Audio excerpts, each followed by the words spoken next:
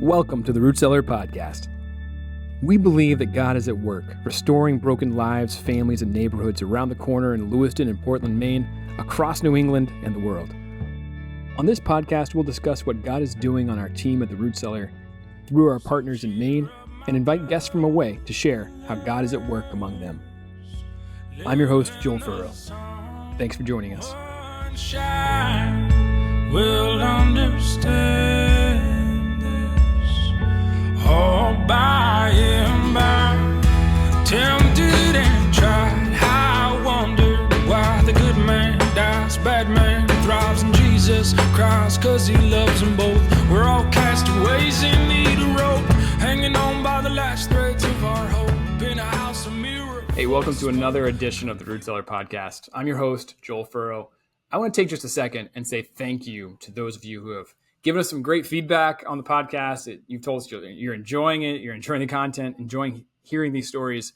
Thank you for listening. Thank you for joining us. Thank you for subscribing. Those of you who are giving us ratings, that's awesome to see. It really does help get the word out about the Root Cellar and about what God is doing through our staff, our team, our volunteers, and our neighbors. It's really, really an awesome opportunity. So thank you so much for just spending this time with us. I'm just kind of blown away that people want to hear me talk. And hopefully you are enjoying these conversations primarily from our staff lately.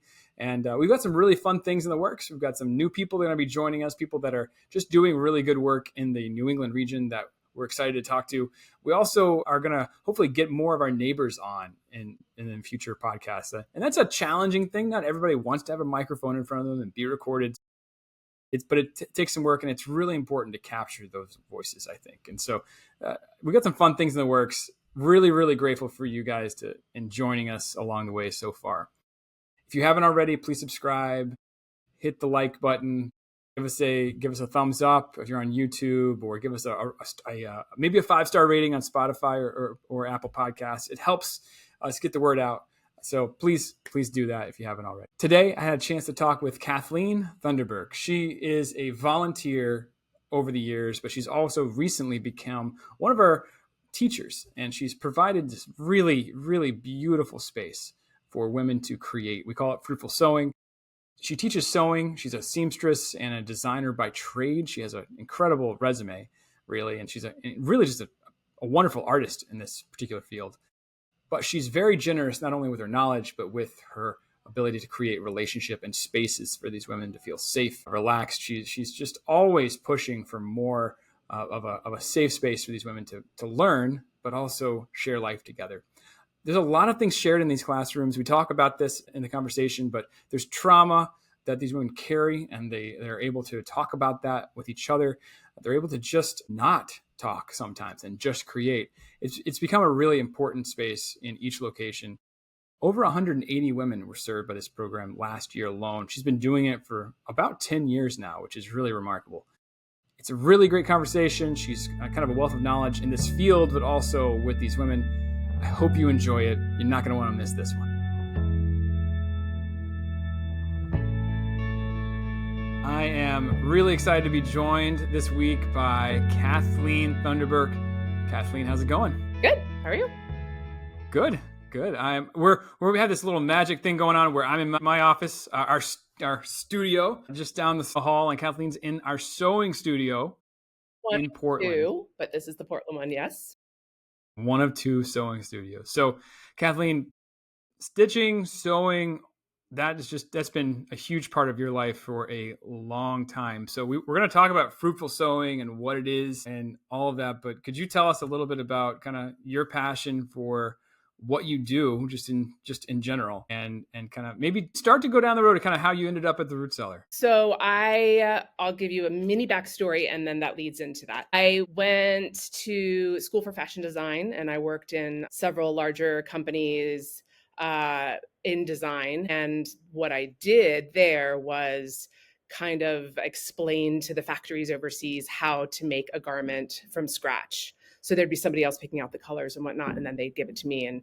And so I can kind of reverse engineer a garment for pretty much anything you'd put in front of me. Some stuff's a little harder than others, but I'll give it a go. I'll do my best, and we'll have fun. And it's a lot of trial and error. But so that's my background.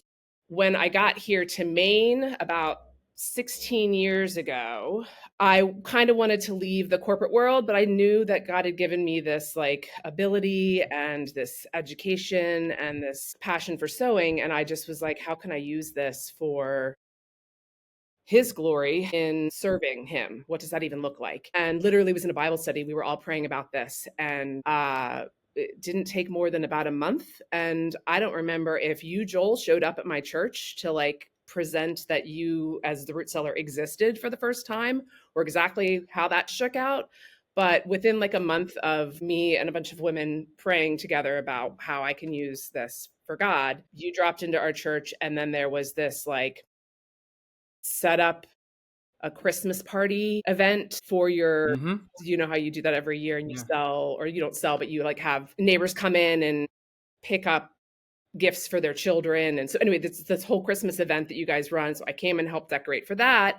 And then there met this whole group of women that were serving with the root cellar, who were teaching a sewing class, and started chatting with them and realized that there was a bit of a gap in what they were able to provide and what the students at the time wanted to do. And I realized, oh yeah, I can do that. So I kind of came alongside them, and pretty quickly I felt like they all just kind of passed it off to me, which was fine. And it was super fun. And it just kind of built from there. I don't have 8 years, 10 years. How long have I been? It's been a long time. It's been a long time. I want to say at least 9 at this point. It's kind of amazing. That's been a trend with some of the people I've been interviewing on the team, like how long they've been here and how long we've been working together. It's kind of incredible. At least 9 years, I think. We actually had this version of sewing with women that was happening. It's kind of always happened at the Root Cellar, at least in Lewiston. We've always had some form of sewing. The Church of the Brethren started this program called Dorcas Project way back, and that was with kids, and they would make all kinds of things, some really cool, just like fun kids projects. And then we had a woman from the local Catholic community that joined us, and actually was kind of our first foray into sewing with women, and with immigrant women specifically. And she kind of took the reins and tried to pull off this multilingual thing with Somali, French, not a ton of different languages in the room. And she was kind of finishing up her work with us, and we weren't sure where it was going to go. She couldn't really keep doing it anymore because of her job demands and family situation. But we were just praying that someone would come along that would care enough about this. Clearly, I wasn't going to take over. It wasn't going to happen. You're above that, apparently. I don't know if I'm actually above that. I'm definitely below that in skill level of anything like that. But that's way too many details for me to be good at. But you were really just such an answer to prayer. It's kind of the real part of that story. I mean, I remember going to your church, and yeah, it was for our Christmas toy store. They interviewed me to talk about the root cellar in general at the church, and then had a chance to meet you and a few other people in the church, and you just jumped right in. And really, it's actually quite a rare thing for us it was at the time, especially for someone from Brunswick or Topsom to come all the way over to Lewiston and invest in relationships. But, you've just been there for the long haul, and just really, really, we had a few broken down sewing machines and some really bouncy folding tables. Yep. And you jumped right in. A little bit of fabric. Yep. Yeah. No, it's come a long way. And it was clearly it was a mutual answer to prayer, because that was, like I said, what I was hoping for. And it's just continued to blossom and grow and just have its own life. And I've loved kind of following its lead and not trying to have too much of an agenda. And it's just been really awesome to watch how God has kind of turned and pivoted, and it's been beautiful. Yeah, it's been incredible to watch happen. I mean, those early days you were running with women and then teen girls. So women in the mornings or mid afternoons, and then teen girls in the kind of the after school time. Mm-hmm. Could you kind of recall some of those stories? Like, what was that like? What was the community like? And go back a little bit into into Lewiston way back in the day, and kind of how this all kind of how you got started? So it was Lewiston first, and the very first class that I was teaching that was alongside with the Brethren group, and it wasn't the Dorcas Project because that was little kids, and I really just wanted to focus on like middle school and above because they just have a different level of engagement and ownership. And but that first group was teenagers, and they were working on bags and some pretty basic stuff, and they wanted to they were a lot of them were from the Somali community, and they wanted to make they call them bati dresses, which I think bati means dress. And it's just a very simple dress. Actually, what I'm wearing right now isn't too far off from that. And the community that was already helping them sew didn't really necessarily know exactly, again, how to reverse engineer a garment and figure all of that out. And so I just kind of jumped in and started with them and built that relationship. It's so much fun working with teens. And I kind of will work with teens and then we'll shift. And it seems like the need is maybe more with women and adults. And then I'll kind of pivot back in and pick up a teen class again. And I always forget how much I love working with teens. There's just a different energy. Mm-hmm. This was a group that I was with for several years, and they were designers at heart. Like they would draw things on paper that were beautiful. Like their sketching skills were better than anything. And I took 4 years of trying to learn how to sketch. I was terrible at it, but they would just pick up a piece of paper, draw something, and we would try to figure out how to make it. And we actually had, I don't think you made it to this one, but we had a fashion show in 2016. I know this because the playlist that we had was from that year. And they picked out all of the music for it, and they picked out all of the clothes that they wanted to put on display. And they were like just very unique things that they had put together. And this was back when our fabric selection was really small. And it was just like, this is what you have, just let's figure it out. And now there's so much more to pull from. I think they would really love it if they could be back in the class. They've all kind of moved on. They're in college and stuff now. But anyway, we had this fashion show. It was the Fire and Ice Festival in Lewiston and Auburn, which is in February, I think. And sounds right. They had this little space where they did some indoor activities. And I was asked by the presenter of that, or the organizer of that, if she knew that I did this class with students, if I want to do a fashion show. So I think we did it either 2 or 3 times that day on rotation. It was like a 10-minute or 20-minute show. And we did it at like 3 different time slots. And it was so much fun. I mean, it was like they were in it and we rehearsed it. And, you know, it reminded me of college. And when I had my senior thesis with all of my fellow fashion students, and we had to do a fashion show. And so like, it harkened back to that, and just putting that together was so much fun. And then more recently, literally last month, I had another one. It was very last minute, but I hadn't had any other fashion shows in between, because it's really just, you know, who's going to jump on board, who wants to do it. And you have to have the commitment of the person, or the group of people. So we, you know, pulled that off just last month, and that was just as fun. But yeah, so that was, the start was with the teens. What I forget about with teens is that they have a different level of learning and absorbing and vulnerability than some women do, because they're, you know, like as we get older, we get set in our ways. We're a little jaded. We're a little cautious. We're a little like at hand's length. And that's just, you know, that's our nature. Mm-hmm. But they're much more trusting and engaging. And we would have some really amazing conversations just about their lives and their struggles and their family situations. I'd ask them very personal questions that they engaged in, and they invited the questions about just how they felt about their culture in comparison, because these are all people that they're at about 16 years old. They'd been in the country since they were probably about 3. And so they had seen the differences between what their culture offered and what their family expectations were versus how America does things a little differently, what our culture looks like. So it was just a really open place for us to talk about the differences, the good and the bad. Kind of there were opportunities working with teens where I was able to even really just discuss some of the, I guess, freedoms that we have that they might not have even realized because of the culture that they grew up in, and this just safety nets. And So yeah, I mean, literally conversations as intimate as just because something might have happened personally to you in the past, you can start over. You are Yeah. redeemable and you don't have to do those things again. And it was just beautiful for them to trust me with what has happened to them by choice or not by choice in their past. Explain to them that they're not going to hell because of something like this, that's not who Jesus is. And then to be able to really just speak like this breath of life and redemption into them. And those are conversations that I've had a lot more with some of the teens. And yeah, and I'll step out and not work with teens and then I'll go back in. And it's just amazing how quickly they become vulnerable and want another adult that's comfortable talking about issues that, you know, their parents probably don't talk to them freely about.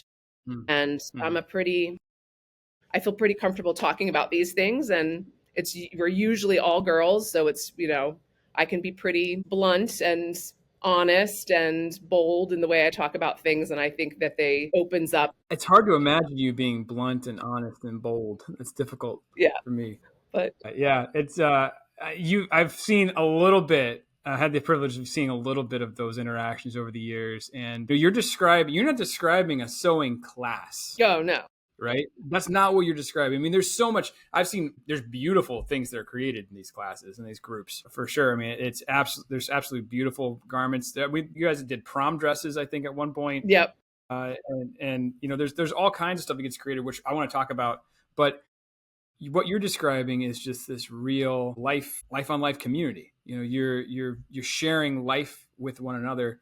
Even this idea of like the old, not to say that you're older, but older than the teen girls, older women teaching younger women in the faith, and just inviting them into that whatever situation they've been in, which there's just you learn so much about Mhm. the trauma that they've experienced, that these aren't irredeemable situations. These are situations that Jesus actually can heal.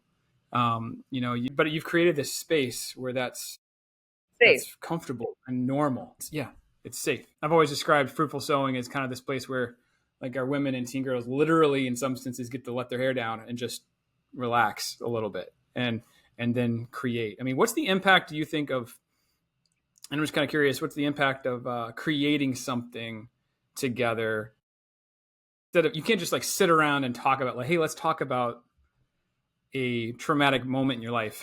You can't just introduce that as a topic, just in general in a conversation. But what do you think sewing has to do with creating that space? How is that happen? Well, I mean, I have always said that this is my pitch at the beginning of every round of classes. This is a safe space that we are coming together. We are beautifully created by God to create beautiful things, and that's the environment that I want it to be. I talk a lot about how it'll be fun and how we'll make mistakes, but the space is supposed to be safe, where we can come together, we can encourage each other. And if you've learned something, then you can help somebody else. And so I kind of set the ground rules for that. And I've always kind of said, this is not about learning a vocation. Yes, they're going to learn a vocation at the amount that they're able to put into it. But this could be a book club. This could be a knitting club. It's really insert club here, but this is about community and people feeling like they're making new friends from a different culture, and they can't even necessarily communicate with each other, because I do have I think even the English classes have the same issue.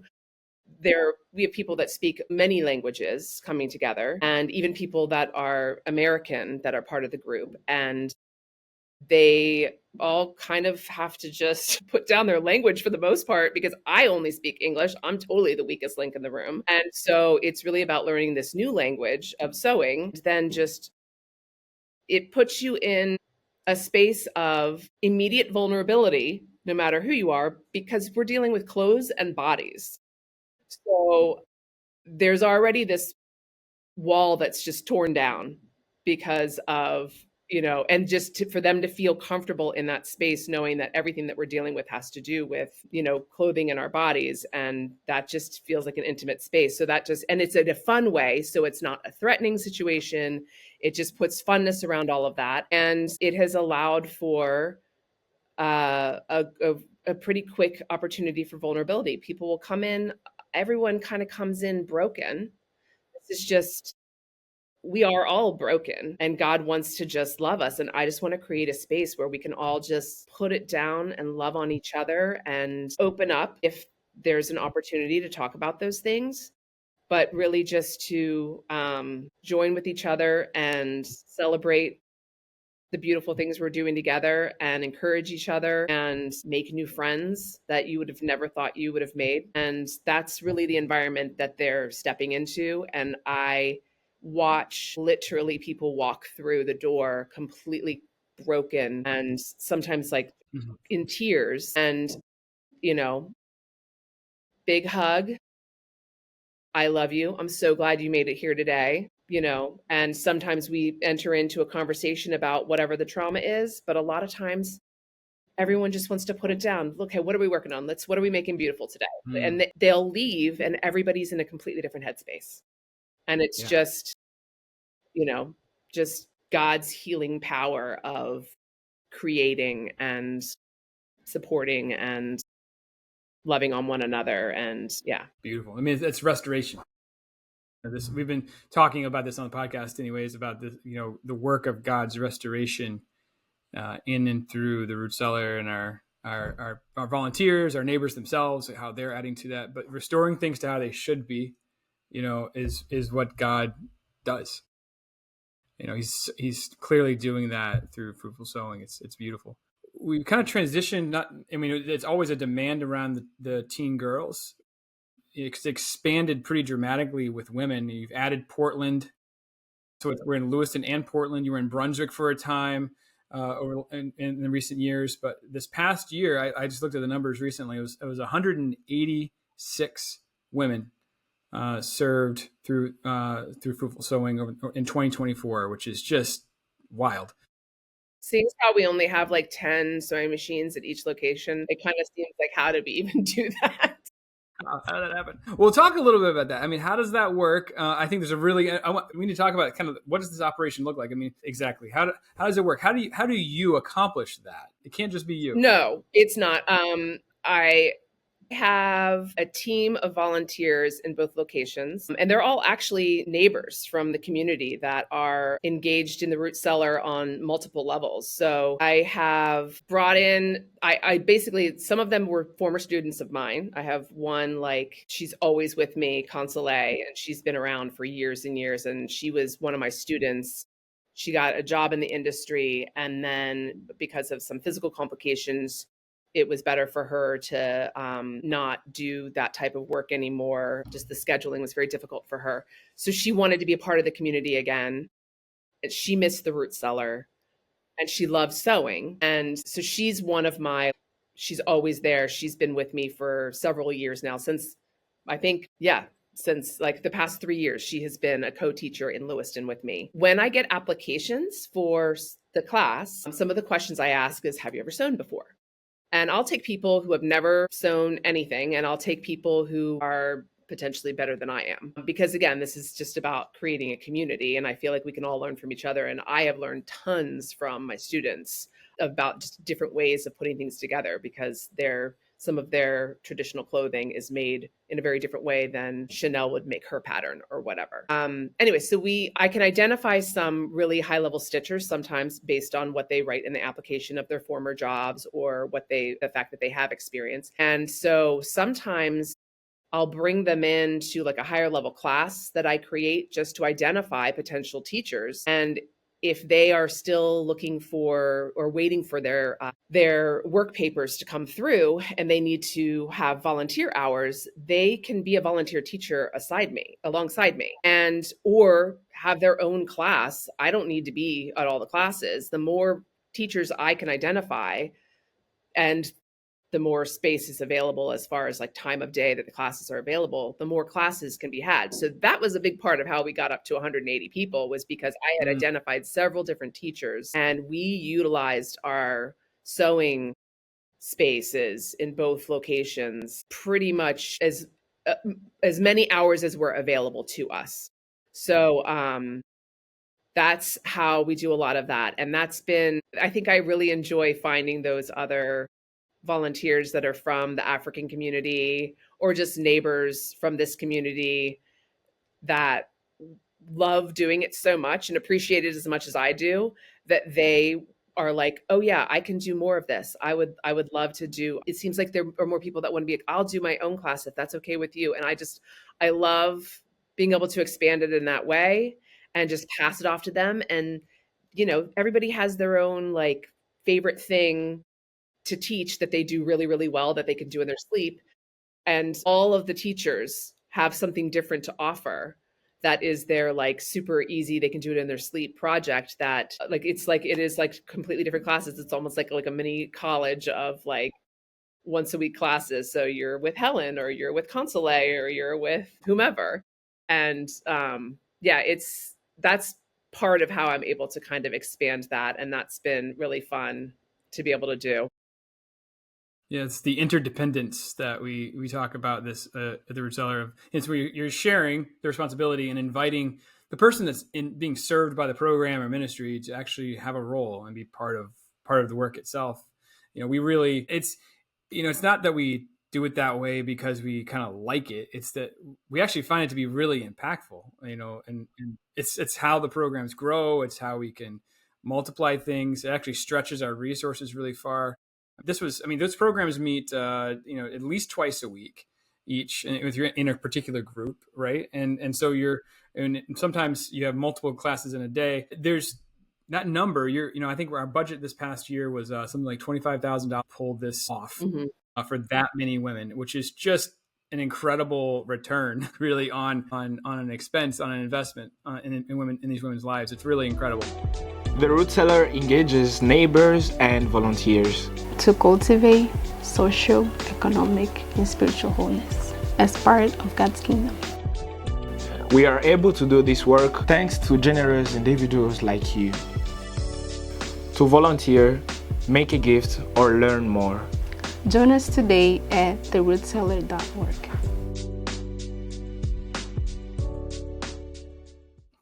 Tell me a little bit about, or tell everybody about the kind of the impact, I guess, on the skill set of sewing. What have you seen, how the way they've joined the workforce, or maybe just how they've added this skill to their life, and what kind of impact does that have on these women?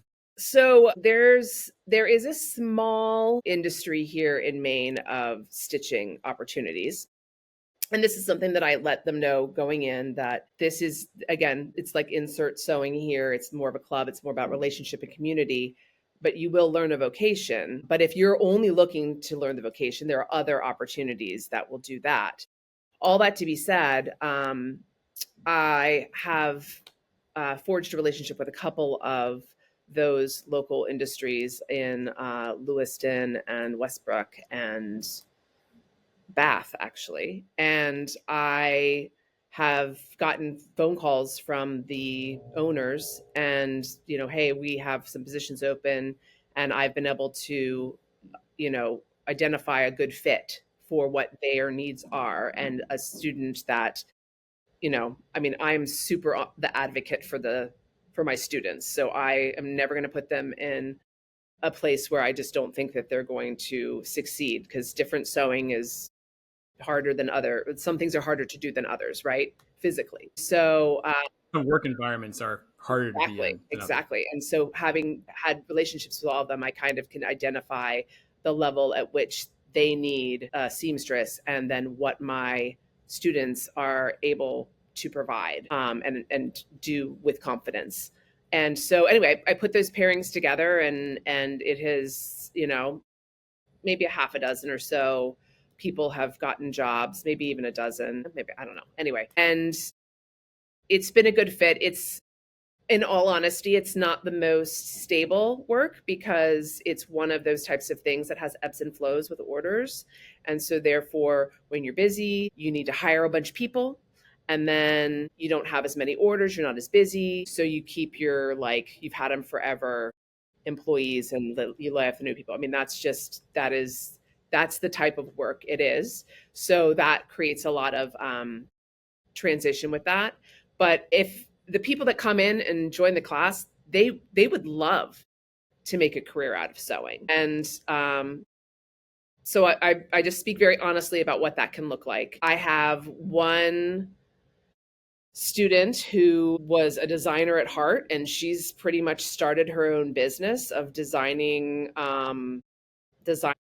having them made overseas, and then they come back here and then she's selling them.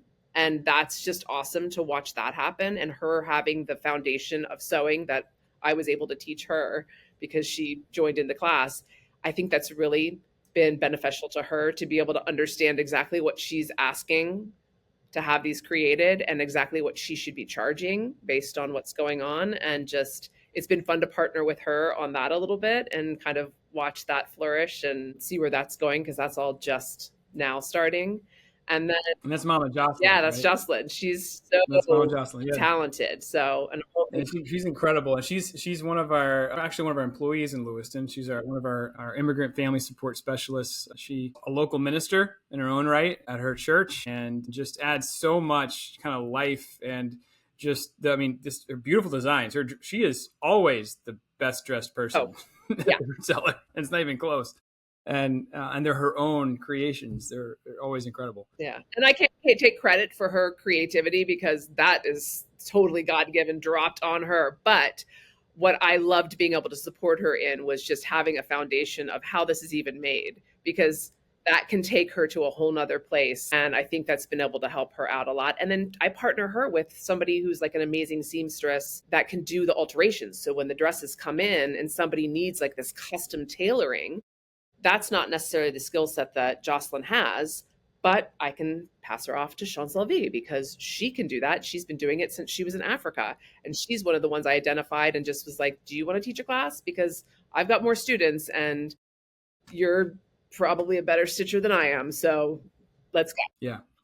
Yeah, that's one of those things that I get asked this question pretty routinely. Could you give us a success story from the root cellar? And it's a good question. I understand why people ask, but it's always kind of with this idea that like somehow I say we, like the staff of the root cellar or you, Kathleen, are somehow, doing this incredible work to help these, quote unquote, poor people and give them the skill sets they need to succeed. And look what, I can lift them up and see, look what I did. Like, that's almost like what the conversation is supposed to be about. And that's not what this is.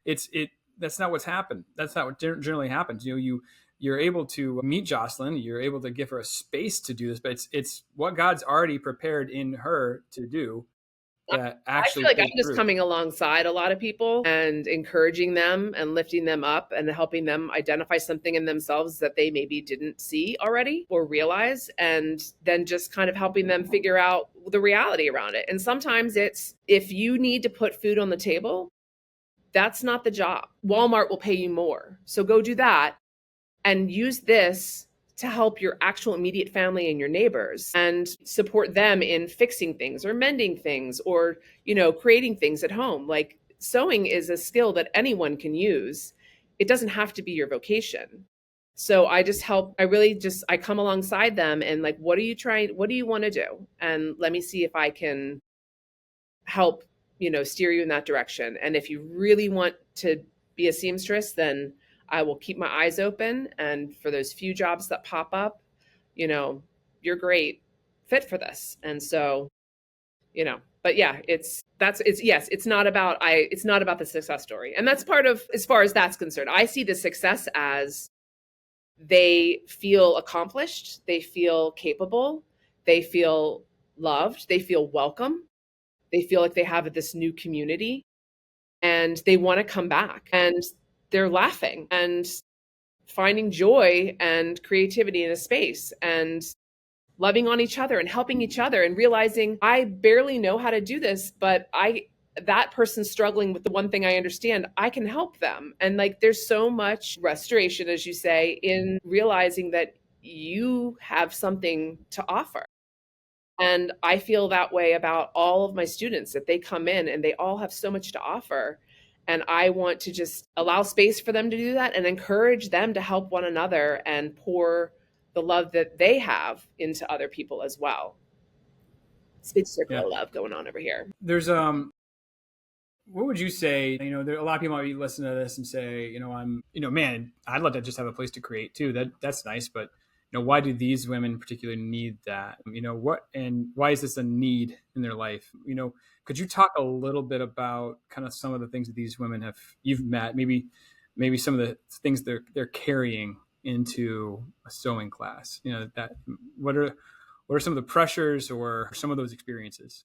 Well, I have taught some men, but I am cautious about the space that I bring men into. There's a different dynamic that the women are coming from, and it's across the board, whether they're coming from a more Christian culture from Africa or if they're coming from a more Muslim culture from Africa.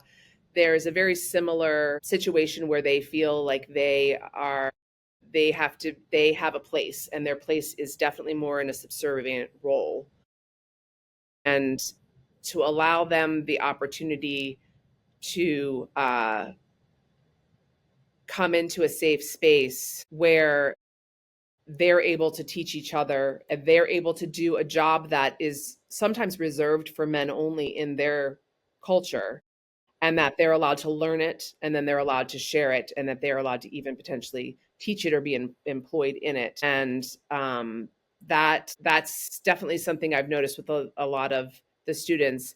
And that's also why I'm a little bit cautious sometimes to bring men in to the class. Just I want to make sure that sometimes it's a cultural thing, like, because again, we're dealing with the vulnerability of clothing and our bodies and measuring our bodies, and just even the idea of putting a tape measure around someone's waist when they've only ever worn like a very big, sack style dress can feel it's just a very intimate space to sit in. So having a man in a room at that time is not going to necessarily feel safe.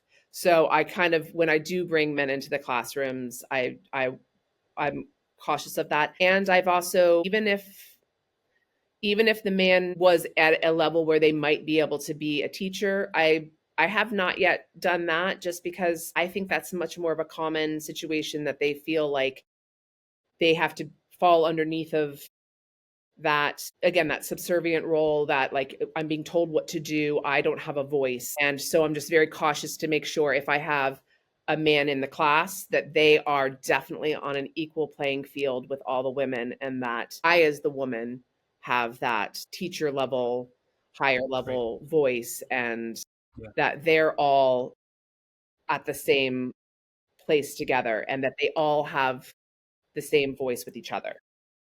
Yeah. So you're serving women from Democratic Republic of the Congo, Angola, Somalia, a lot of Afghani women these days. They're all kind of coming from, and then also American citizens. So people who are that are just, born here in the United States, born in Portland, grew up in Portland. There's some trauma that I know that you've kind of shared some stories with me. I don't recall her name at the moment, but there's a woman that we met years ago in Lewiston, and I remember coming in and seeing her baby. And this little baby was just like the funniest, just big, huge smiles. I remember specifically she had this, as a little girl, she had just these, like, the fattest, like, thighs you've ever seen on like a baby. It's just adorable. I had 3 baby girls, and so it's I always, if there's a baby girl around, I'm like, I need to go hold her and hang out with her. I'm pretty sure her name was Rachel. This was, this must have been in like 2018, 2019, something like that. I believe she came from Angola, but she was an interesting age. She was, I think, if I recall correctly, she was 19 or 20. So she kind of wasn't quite old enough to be with the women, but not quite young enough to be with the teens. She had just a really creative mind. She wanted to make so much clothing for herself. She had so many ideas. And so she would bring in her baby and I would let her stay late because at that time I was doing like a women's class and then it rolled into a teen class and I had about an hour between the two classes. So I would just kind of let her stay. And sometimes she'd even roll into the teen class, but she just wanted to make so many things and couldn't get enough time. But yeah, she had her baby with her all the time. One time I was just kind of trying to have the best of conversation as I could. It's hard because we did not speak the same language at all. So it was a lot of Google Translate. And I was asking her just a little bit about her story. And I think I started by asking, who, was the father of the baby here, which that's always, and I almost knew what the answer was going to be, but you never know. And then just, it doesn't matter what the answer is. It's probably going to be bad. I like in hindsight, I was like, why did I ask that question?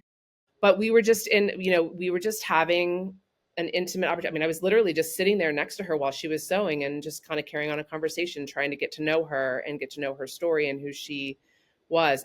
All that to be said, she had been raped on her journey over in order to get from point A to point B. It sounded like that was part of the transaction. Who knows what happened for the rest of it. But by the time she got to South America, then she had to walk for the next 9 months pregnant. And again, who knows what else happened on that journey, because I've heard that it's a pretty horrible trek, just physically, but also relationally, and who you end up running into along the way and the trauma that brings. And then she arrived here and I believe she did give birth in America. But I think what I did notice, which made me just so sad, but also, again, I know God can redeem all of these things, but she has this child. She didn't want that situation. Her relationship with the child was not what a normal mother and child relationship looks like, or what we all think is the sweet quintessential situation. I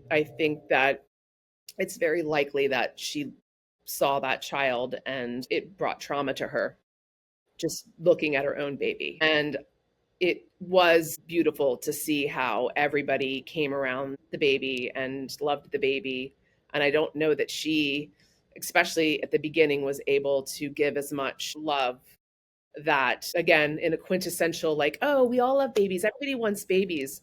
That's not how it always works out. And I was glad that the root cellar was able to embrace her. She spent so many hours at the root cellar for that period of time. I mean, she was there for English classes. She just was there all the time. It was like a second home to her. She was there a lot. And so was her baby. And that baby was just hugged and passed along and loved. And it gave her space to heal and put her mind on, creative things and making some new friends, and no happy ending to that story necessarily. Yeah.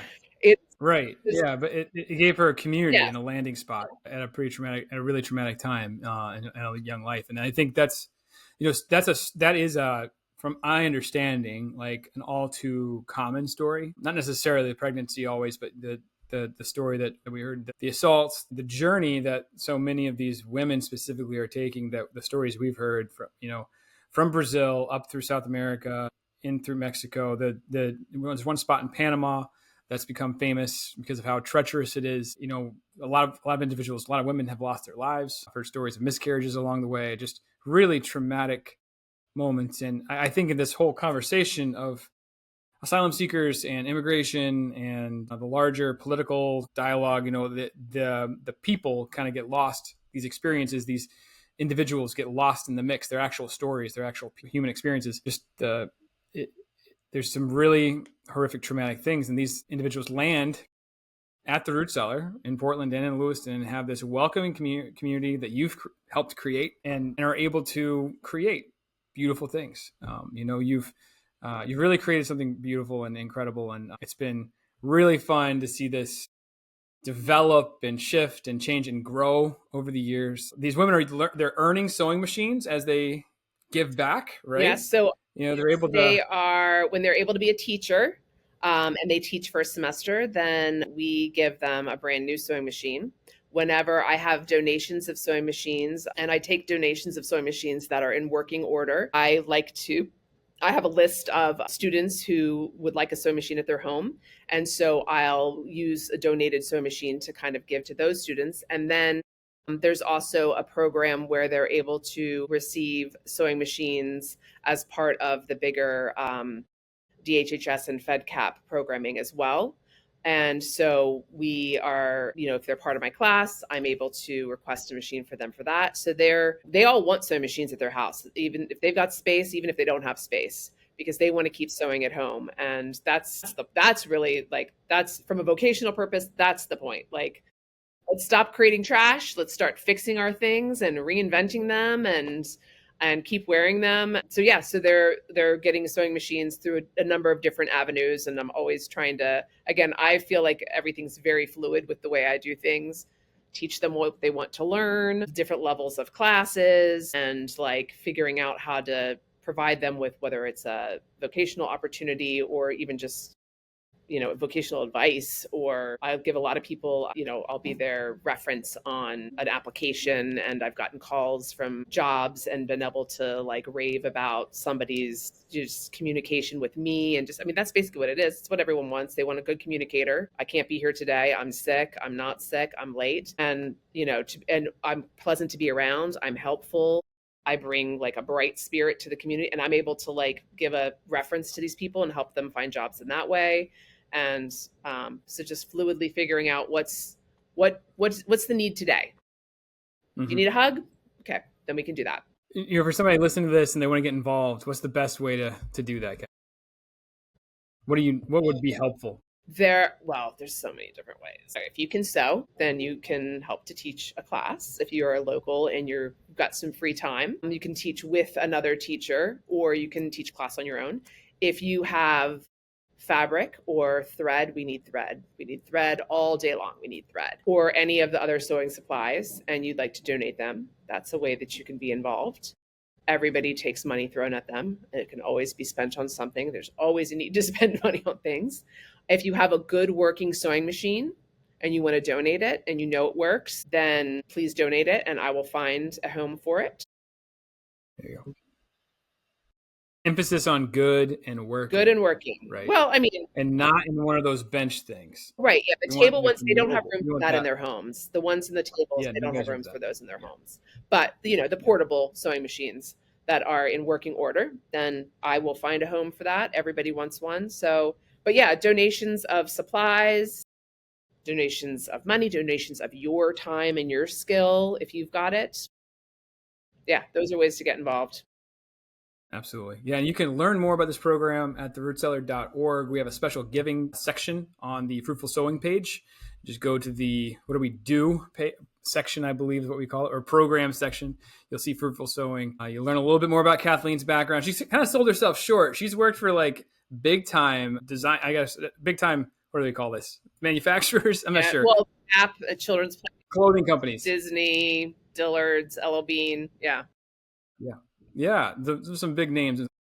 That's a part of what we're doing here. There's some really high skill that's being developed, but more than that, it's a really high level of community and just a real love for these women. Jesus, absolutely in his ministry. I've watched one of the things I love about the show, The Chosen, has been just it emphasizes his relationship to women all through it, and his deep love and inclusion of women in his ministry all the way through. I think that's so much a big part of who we're not only who we're serving, but who is doing the serving, who has a role here. And it's an important space that you've created for these women to be safe and learn what it's like to be part of a loving community that's kind of developed in this love of Jesus, just kind of steeped in this love of Jesus. So thank you, Kathleen. A little Kathleen. glimpse into what the kingdom of God is supposed to look like. I love that it's the creativity. I love that there are all the cultures and the languages, and this is spoken about in scripture. And that has been really cool to see that culmination in this space and be like, for that hour and a half that they come together, like we're entering into the kingdom of heaven right now for this next hour and a half. Yeah.